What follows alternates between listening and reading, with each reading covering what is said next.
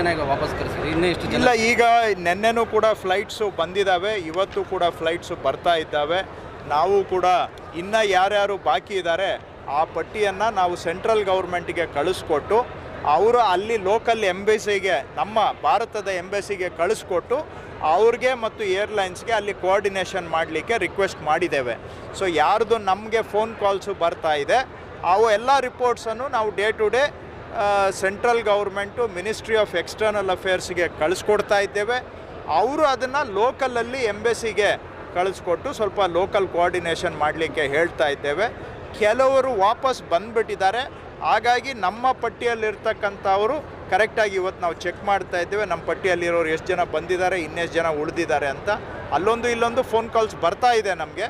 Case by case individual ಆಗಿ ಸ್ವಲ್ಪ ಅದನ್ನು ನಾವು ಮಾಹಿತಿ ಸೆಂಟ್ರಲ್ ಗೌರ್ಮೆಂಟ್ಗೆ ಕಳಿಸ್ತಾ ಇದ್ದೇವೆ. ಯಾಕಂದರೆ ನೇರವಾಗಿ ನಾವು ಅಲ್ಲಿ ಹೊರದೇಶದಲ್ಲಿ ಮಾಡೋದು ಕಷ್ಟ. ಏನೇ ಮಾಡಿದರೂ ಸೆಂಟ್ರಲ್ ಗೌರ್ಮೆಂಟ್ ಮುಖಾಂತರವಾಗಿ ಮಾಡಬೇಕು, ಅವ್ರ ಜೊತೆ ಕೋಆರ್ಡಿನೇಷನ್ ಮಾಡ್ತಾ ಇದ್ದೇವೆ.